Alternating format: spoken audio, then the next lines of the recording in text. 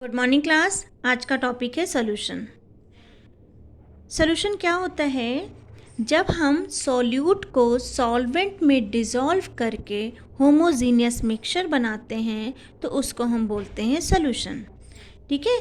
अब ये मिक्सचर आपका दो या दो से अधिक कंपोनेंट को मिलाकर भी बन सकता है। ठीक है। अब जो होमोजीनियस मिक्सचर बनता है सॉल्यूट और सॉल्वेंट को मिलाने पे, उसमें जो होल मिक्सचर होता है उसका कंपोजिशन कैसा होना चाहिए? इक्वल। जैसे सपोज हमने बीकर लिया और बीकर में हमने पानी लिया, पानी हमारा क्या है? सॉल्वेंट। ठीक है, सॉल्वेंट है। और जो हमने शुगर लिया है वो क्या है? हमारा सॉल्यूट है। ठीक है बेटा, वो क्या है? हमारा सॉल्यूट। तो अब हम चीनी को मतलब सोल्यूट को जब पानी में सॉल्वेंट में घोलते हैं तो जो मिक्सचर बनता है होमोजीनियस मिक्सचर, चाहे हम पानी यहाँ से एक चम्मच निकालें चाहे यहाँ से एक चम्मच निकालें, पानी में जो टेस्ट है मीठेपन का वो सब जगह इक्वल है। ठीक है। तो ऐसा सॉल्यूशन जब हम सोल्यूट को सॉल्वेंट में डिज़ोल्व करें और वो होमोजीनियस तरीके से मिक्स हो जाए और हर डायरेक्शन में उसका कंपोजिशन सेम हो जाए तो उसको हम बोलते हैं सॉल्यूशन। अब मिक्सचर आप हेट्रोजीनियस मिक्सचर के बारे में भी थोड़ी बात कर लेते हैं। तो हेट्रोजीनियस मिक्सचर में जब सॉल्यूट को सॉल्वेंट में डाला जाता है तो वो इक्वली डिवाइड नहीं होते हैं। जैसे हम सैंड और वाटर ले लें, जब हम इनको मिक्स करते हैं तो सैंड और वाटर को मिक्स करके रख देते हैं तो ऊपर का जो प्रपोर्शन होता है वो डिफरेंट होता है और नीचे का प्रपोर्शन जो होता है वो डिफरेंट होता है। तो मतलब हेट्रोजीनियस में सॉल्यूट पूरी तरीके से सॉल्वेंट में डिज़ोल्व नहीं हुआ रहता है। इसका एक कंपोजिशन हर एक पोर्शन में इक्वली नहीं होता है। ठीक है।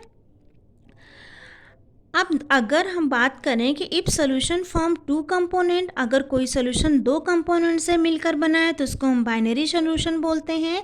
और if solution form three component तो उसको हम टर्नरी सोल्यूशन बोलते हैं। बाइनरी सोल्यूशन में जैसे मैंने अभी बताया क्या होता है, सॉल्यूट होता है जिसको हम लेस क्वांटिटी में लेते हैं और सॉल्वेंट होता है जिसको हम लार्ज क्वांटिटी में लेते हैं। सॉल्यूट एज अ शुगर ले सकते हैं और सॉल्वेंट एज अ वाटर। ठीक। अब एक सोल्यूशन होता है saturated solution and super saturated solution. देखो, जब हम जैसे हमने एग्जाम्पल लिया था शुगर एंड वाटर का, जब हम शुगर को वाटर में डिज़ोल्व करते हैं और डिज़ोल्व करते जाएं तो एक टाइम ऐसा आता है कि अब और ज़्यादा शुगर पानी में डिज़ोल्व नहीं हो सकती। तो और ज़्यादा शुगर जब पानी में डिज़ोल्व होना बंद कर दे तो ऐसे सोल्यूशन को हम सैचुरेटेड सोल्यूशन बोलते हैं। और फिक्स टेम्परेचर पे, और अगर हम टेम्परेचर बढ़ा दें उस सैचुरेटेड सोल्यूशन को, हम थोड़ा सा हीट करके और चीनी उसमें डिज़ोल्व करें तो वो चीनी थोड़े टाइम के लिए तो डिज़ोल्व हो जाती है, लेकिन जैसे ही टेम्परेचर डाउन होता है वो क्या होता है, जो एक्स्ट्रा डिज़ोल्वेबल शुगर था वो नीचे आके बैठ जाता है। तो जब हम टेम्परेचर बढ़ा के अपने सोल्यूशन में और शुगर को डिज़ोल्व करते हैं और वो डिज़ोल्व हो जाता है तो उस कंडीशन को हम सुपर सैचुरेटेड सोल्यूशन बोलते हैं। ठीक है। तो डिफरेंस समझ में आया? सोल्यूशन जो इक्वली मिक्स हो जा रहे हैं, सैचुरेटेड सोल्यूशन जहाँ पे अब और डिज़ोल्व होना, सॉल्यूट पार्टिकल सॉल्वेंट में और डिज़ोल्व होना बंद हो जाए तो ऐसे सोल्यूशन को सैचुरेटेड बोलते हैं। और सैचुरेटेड सोल्यूशन को थोड़ा और हीट करके जब हम उसमें सॉलिड पार्टिकल को डिज़ोल्व करते हैं और तो वो सोल्यूशन हमारा कैसा होता है? Super saturated solution. अब बात करते हैं टाइप्स ऑफ सोल्यूशन। मैंने बोला सोल्यूशन में क्या क्या होता है, सोल्यूट होता है और सॉल्वेंट होता है। अब यहाँ पे देखो, अगर हम सोल्यूट एज अ सॉलिड लें तो एक बार हम उसको कौन से सॉल्वेंट में डालेंगे? सॉलिड सॉल्वेंट में डालेंगे, एक बार लिक्विड सॉल्वेंट में डालेंगे और एक बार हम गैस सॉल्वेंट में डालेंगे।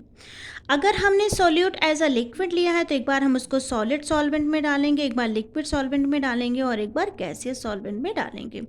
अगर सॉल्यूट पार्टिकल हमने एज अ गैस लिया तो एक बार हम सॉलिड सॉल्वेंट में उसको डिज़ोल्व करेंगे, एक बार हम उसको लिक्विड सॉल्वेंट में डिज़ोल्व करेंगे और एक बार हम उसको गैस सॉल्वेंट में डिज़ोल्व करेंगे और सॉल्यूशन बनाएंगे, होमोजीनियसली सॉल्यूशन।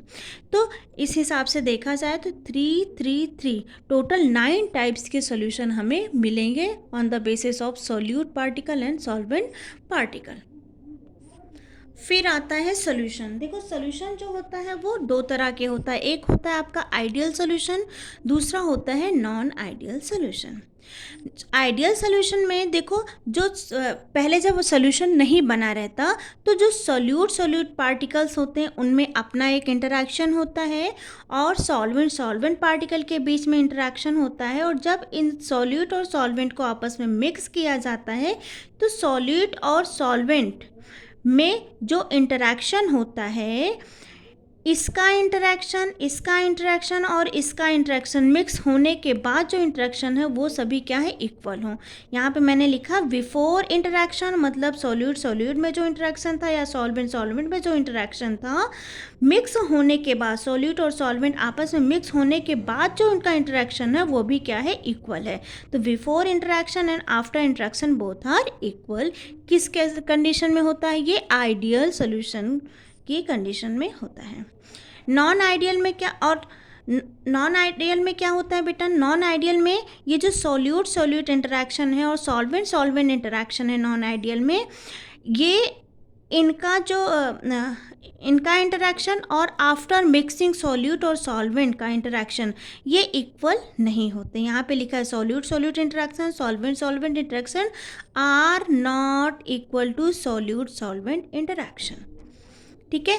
अब आइडियल सॉल्यूशन में मैंने बोला कि इनका इंटरेक्शन इक्वल होता है, फोर्स ऑफ इंटरेक्शन इक्वल होगा, तो इनमें जो कोहेंसिव फोर्स होगा वो भी इक्वल होगा, और जब कोहेंसिव फोर्स इक्वल होगा तो इनमें जो इंथैल्पी है, change in enthalpy, mixing enthalpy जो है वो क्या हो जाएगी, ज़ीरो। और जब इंथैल्पी ज़ीरो होगी तो वॉल्यूम भी इसका क्या हो जाएगा, ज़ीरो।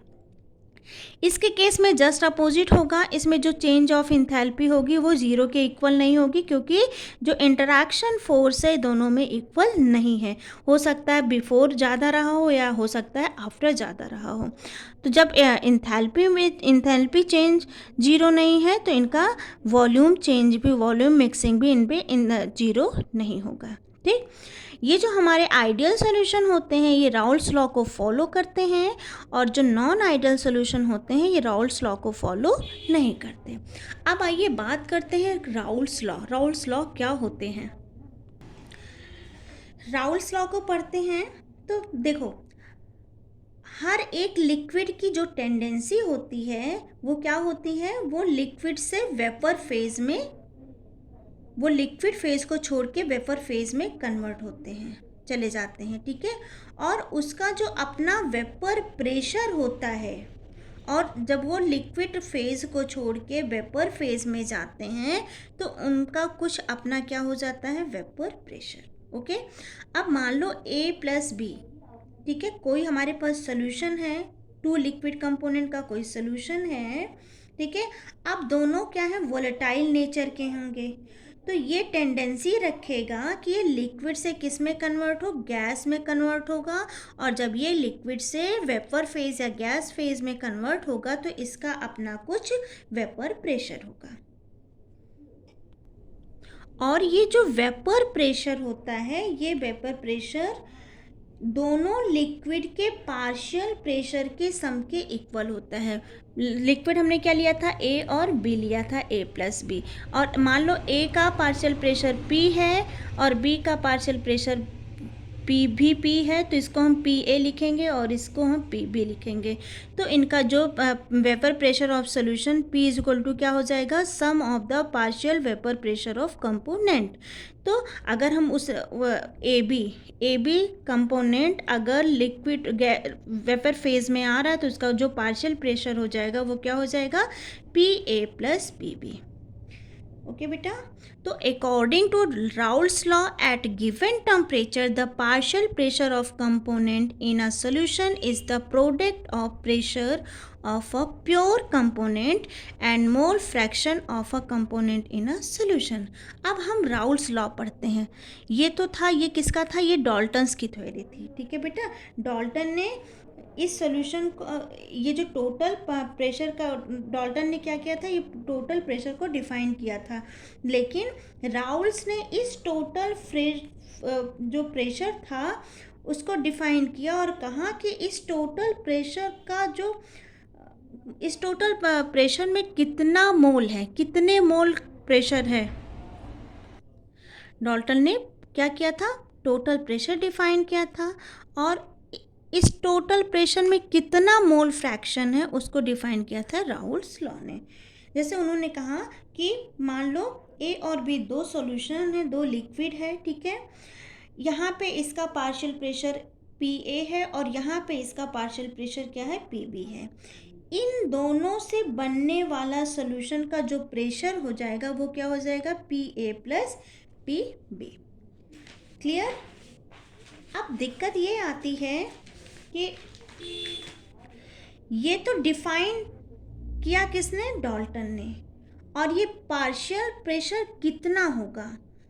तो प्योर फॉर्म में सॉल्यूशन, अगर हम प्योर फॉर्म में सॉल्यूशन का प्रेशर देखें तो उसको हम क्या लिखेंगे, पी नॉट ए, और प्योर फॉर्म में सॉल्यूशन बी का प्रेशर देखें तो इसको क्या लिखेंगे, पी नॉट बी, ठीक है।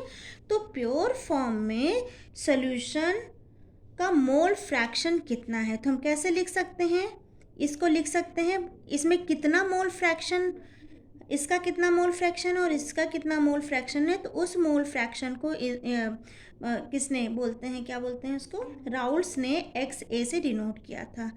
एक्स से डिनोट किया था क्योंकि ये ए सॉल्वेंट का, ए उसका है तो ए लिखा है, और ये बी का है तो बी लिखा है, ठीक है।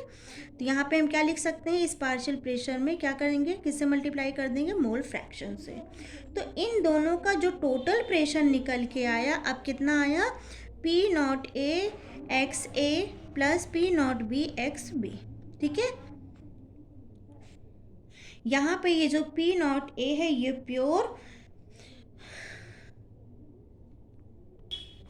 प्योर कंपोनेंट का प्रेशर है, और पी नॉट बी ये प्योर कंपोनेंट का प्रेशर है, किसका, कंपाउंड बी का, ठीक है। अब हमको ये पता है कि किसी भी मोल फ्रैक्शन की जो वैल्यू होती है वो कितनी होती है, 1 होती है, ठीक है। अगर X A plus X B is equal to 1 है तो यहाँ से हम एक्स ए की वैल्यू फाइंड आउट कर सकते हैं, क्या हो सकता है हमारा, 1 माइनस एक्स बी, ठीक है। अब यहाँ पे हमने जो टोटल प्रेशर निकाला है मोल फ्रैक्शन के टर्म में, यहाँ पे ये जो एक्स ए की वैल्यू उसकी जगह हम क्या रख दें, 1 माइनस एक्स बी। तो यहाँ हमने क्या लिखा, P not A 1 minus X B plus P naught B X B. Clear. अब अगर हम ग्राफ प्लॉट करें किसका किसका, मोल फ्रैक्शन और वेपर प्रेशर के बीच, यहाँ हमने लिखा है वेपर प्रेशर और यहाँ हमने लिया है मोल फ्रैक्शन, इन दोनों के बीच अगर हम ग्राफ प्लॉट करते हैं, ठीक है, ये हमारा कंपोनेंट ए है, ठीक है। यहाँ पे कंपोनेंट हमने स्टार्टिंग में 1 लिया है और कंपोनेंट बी हमारा क्या है, 0। यहाँ पे हमने कंपोनेंट बी लिया है जिसका मोल फ्रैक्शन 1 है, और स्टार्टिंग में 1 है, और यहाँ पे मोल फ्रैक्शन ए कितना है, 0।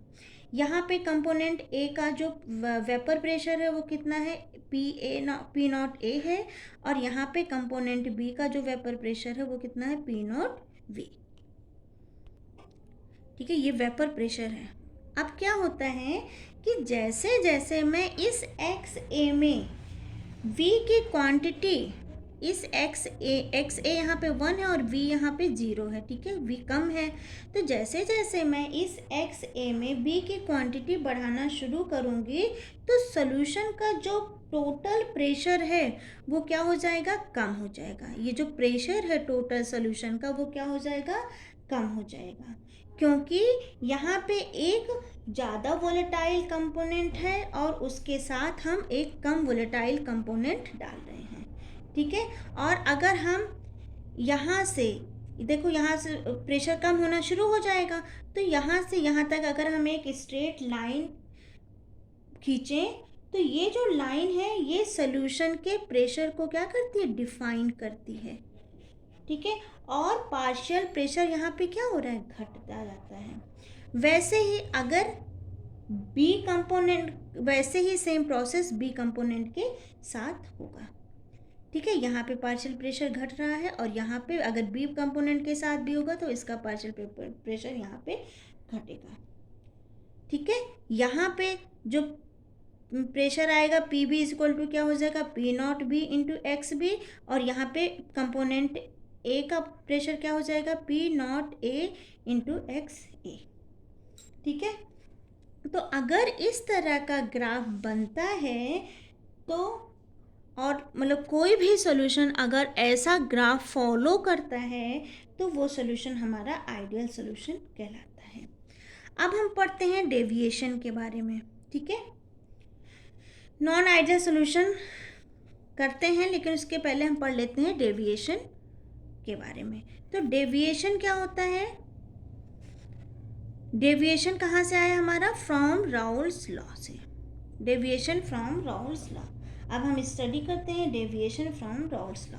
हम दो तरह का डेविएशन पढ़ते हैं। ठीक है, ये तो हमारा नॉन आइडियल सोल्यूशन के लिए क्या था, डेल एक्स मिक्सिंग क्या था, जीरो के इक्वल नहीं था, और जब डेल एच मिक्सिंग जीरो के इक्वल नहीं है तो डेल बी मिक्सिंग भी जीरो के इक्वल नहीं होगा।